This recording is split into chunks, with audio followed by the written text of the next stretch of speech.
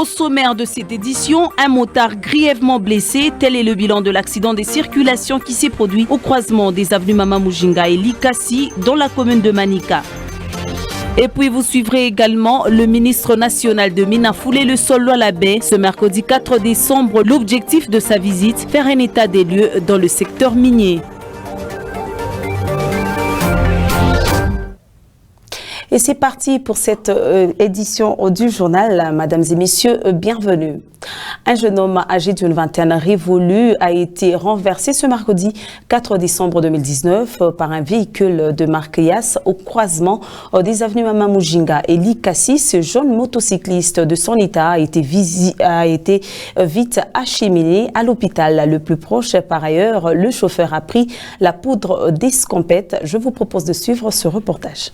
Il est difficile pour cet homme cloué sous le sol de se réveiller de soi. Sa tête est touchée, le sang a jailli et a coulé sur l'asphalte. L'infortuné est motocycliste. Il a été tamponné par une voiture de marque Yas qui s'est éclipsée dans la nature, rapportent les sources trouvées sur place. Ce scénario s'est produit à l'angle des avenues Mama Mujinga et Likasi à la cité Manika. Les témoins tentent de revenir sur cet accident.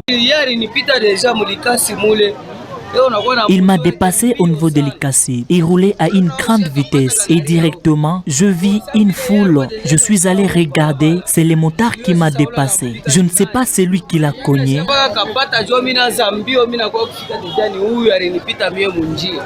L'excès de vitesse serait donc à la base de cet accident de circulation. L'accidenté a été acheminé dans un centre de santé le plus proche pour les soins intensifs.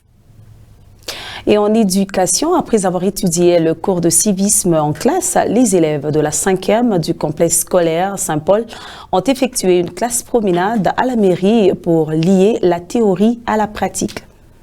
Idée claire et nette du fonctionnement de la mairie des Kolwezi, c'est le leitmotiv de la visite des élèves de la 5e secondaire du complexe scolaire Saint-Paul à l'hôtel des villes. Ces préfinalistes ont sillonné presque tous les départements, passant par la salle des réunions, les bureaux du chef de division urbain, les services de comptabilité, les guichets uniques, les services de l'inhumation. Cette exploration a pris les allures d'un cours. Les élèves ne voulaient pas rater un moindre détail. Toutes les explications sont marquées dans les carnets. Les autres préfèrent les enregistrer dans les téléphones. Maintenance des saisons, il y a deux saisons. Il y a deux saisons. La saison... la réception et les services du protocole vont de pair. Quand il y a des visiteurs, ils commencent par les services du protocole, il y a un enregistrement. Et l'autorité, il y a des annotations en rouge. Hein? Oui. Ici, ces annotations disent quoi? Accusé réception. Donc obligé de prendre bonne note. L'assimilation a été totale. La théorie apprise en classe a été palpée du doigt. L'objectif était de concilier la pratique, la théorie à la pratique, parce que le cours n'était pas seulement théorique. Il a été question de concilier, donc de faire voir ce que nous avions vu en théorie. C'était s'agissant de la subdivision administrative de la RDC, qui a été question de faire voir ou de montrer aux élèves que la RDC est subdivisée en 26 provinces et chacune de ces provinces est subdivisée en territoires et en villes. Alors, pour le cas qui nous concerne, la ville de Kolwezi est essentiellement dirigée par une administration qui est la mairie.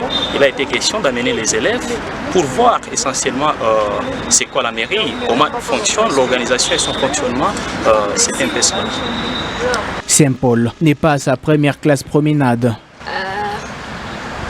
Plusieurs choses, on a vu des départements, des bureaux et on nous a aussi expliqué les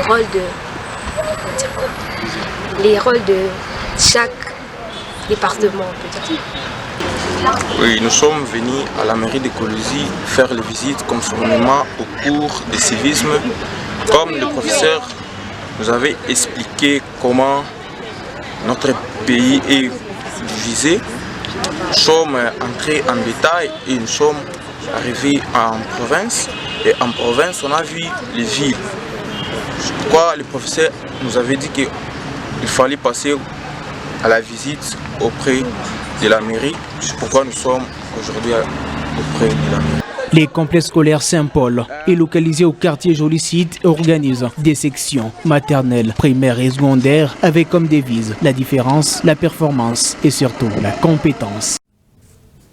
Et de l'éducation à la santé, le gouverneur de province Richard Mouyej a assisté ce mercredi 4 décembre 2019 au déchargement du premier lot des matériels médicaux à l'hôpital général de référence Mwangeji en présence du médecin en chef accompagné de ses collaborateurs. Ces matériels aideront le bon traitement des patients.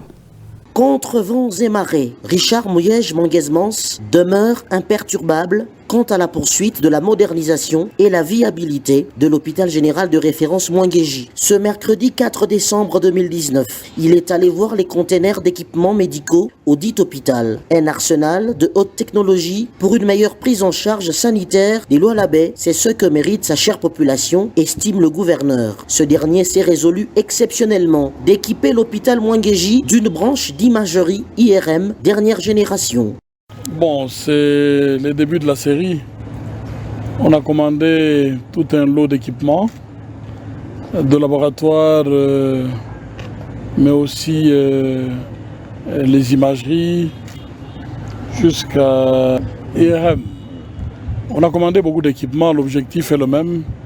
Il faut que Mwangeji devienne très rapidement le centre de référence pour les soins de santé. Il est très gênant que pour tout malaise, on soit obligé de se déplacer. Comme j'ai eu l'occasion de le dire plusieurs fois, c'est un processus. Ça ne va pas se faire d'un trait, ça se fera progressivement pour que d'ici le mois de juin prochain, en principe, tout sera mis en place. L'équipe médicale indienne sera aussi là. Les premiers médecins arrivent déjà d'ici avant la fin de ce mois. Donc nous sommes déterminés à aller jusqu'au bout. Que les Lualabé et Lualabèzes n'aient plus besoin d'aller se faire soigner en dehors de la province est le vœu du gouverneur Richard Mouyej. Sur ce, la livraison d'autres équipements est en vue dans les prochains jours. Ce n'est qu'un début, il y aura plusieurs lots, parce qu'on a consenti beaucoup de sacrifices, et à juste titre, parce que la préoccupation principale, comme le veut le chef de l'État, c'est d'abord l'homme. Il faut que la santé, l'éducation, nous faisons beaucoup d'efforts et je crois que nous arriverons à cet objectif. Il faut que le Lualaba, quand on parle de Kolwezi, on parle de l'hôpital de Mwangeji, il faut que petit à petit on sente les changements. On le sent déjà, ce n'est pas les Mwangeji qu'on a trouvés, mais il faut que la qualité continue à s'améliorer et nous irons jusqu'au bout. La santé n'a pas de prix, dit-on. Le gouvernement provincial est donc déterminé à relever le défi dans ce secteur. Autre chose à présent, instaurée le 4 décembre 2015 par l'ONU, la Journée mondiale de l'égalité des chances a pour objectif d'ouvrir l'accès aux opportunités en République démocratique du Congo. Cette réalité est loin d'être une réalité. La Journée mondiale de l'égalité des chances a été instaurée depuis 2015 dans le but de permettre à tout être humain, quelle qu'il soit sa nature, son origine ou sa race, de s'épanouir. Malheureusement, en RDC et au Lualaba en particulier, plusieurs enjeux entrent en lice pour avoir l'accès facile aux opportunités et les plus touchés sont les femmes. Lorsqu'on parle d'égalité des chances, on doit faire allusion à un concept qui veut que toutes les personnes, donc tous les citoyens, les individus d'une nation, d'une province, d'un pays, d'une entité, puissent accéder aux mêmes opportunités de développement et cela indépendamment de tout ce qui peut y avoir comme facteur externe au fait que l'individu à part entière a le même droit que tout autre individu à ses côtés.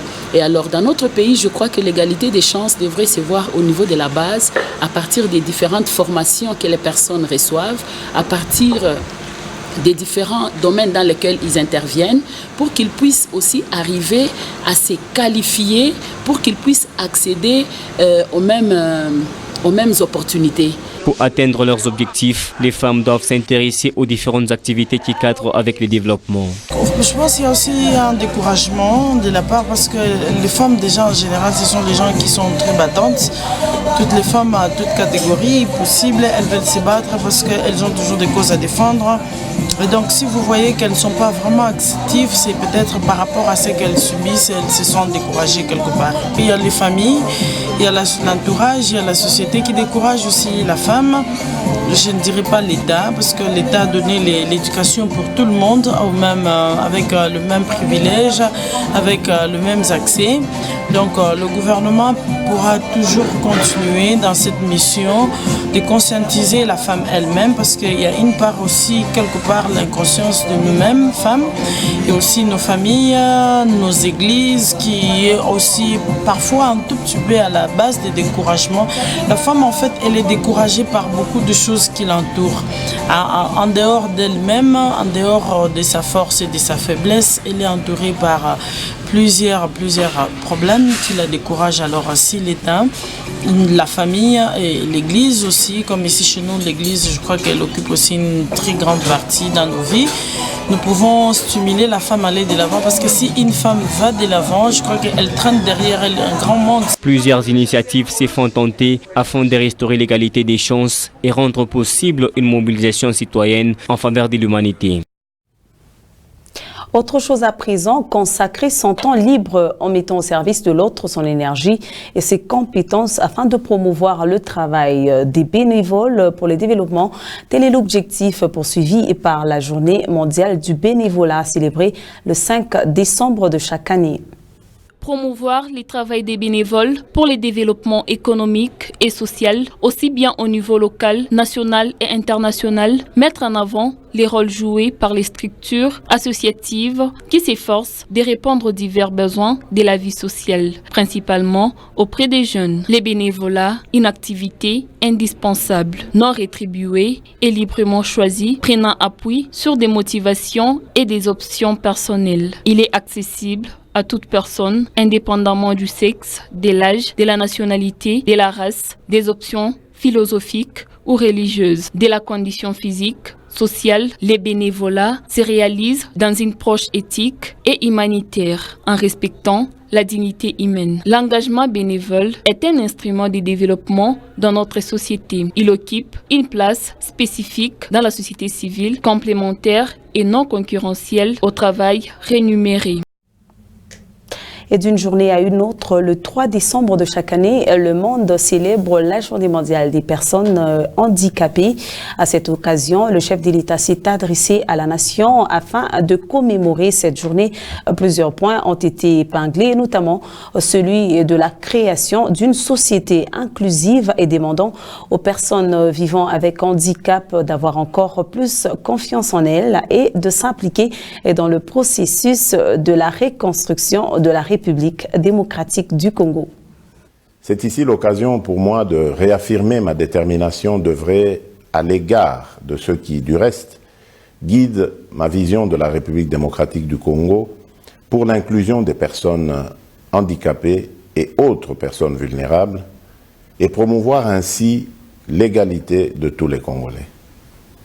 Il va donc de soi que j'attache une attention toute particulière aux personnes vivant avec handicap qui doivent se sentir capables d'œuvrer pour leur propre épanouissement, comme les autres citoyens, pour le développement de notre pays.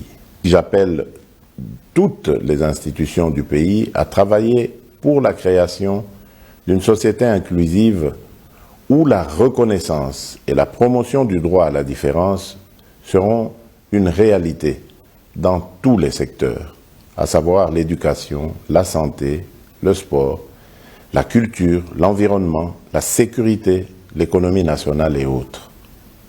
Je mettrai un accent particulier sur la situation des femmes et des enfants handicapés qui nécessitent une double attention du fait de leur marginalisation. Ils peuvent compter sur ma détermination. Mesdames et messieurs, chers compatriotes, l'année 2019 est aussi celle où le Parlement de notre pays se mobilise pour l'adoption de la loi organique portant participation, promotion et protection des personnes vivantes avec handicap, telle que recommandée par l'article 49 de notre Constitution. À cet effet, j'encourage l'Assemblée nationale et le Sénat qui ont déjà inscrit dans leur calendrier l'examen et l'adoption de ce projet de loi à faire diligence afin de doter le pays d'un outil particulier devant encadrer, entre autres, la question de la représentativité des personnes vivant avec handicap. Et avant de clore complètement ce journal, le ministre national des Mines, Willy Kitobo Samsoni, séjourne depuis ce mercredi 4 décembre 2019 à Kolwezi, dans la province du Lualaba. Faire un état des lieux du secteur minier à Kolwezi fait l'objet de sa présence à Kolwezi. 15h30 heure locale, lorsque l'appareil portant à son bord les ministres nationaux et sa délégation a atterri à l'aéroport national de Kolwezi, au bas de la passerelle. Richard Mouyej, gouverneur des provinces, les ministres provinciaux de l'Intérieur, les ministres provinciaux des Mines, les coopératives minières artisanales et d'autres structures de la place sont venus accueillir les ministres nationaux. Sans plus tarder, il a donné les mobiles de sa visite. C'est une mission principalement avec un objectif simplement de faire un état des lieux au secteur de mine. Comme vous le savez, il y a 3 mois que le gouvernement a été investi, 3 mois à peu près.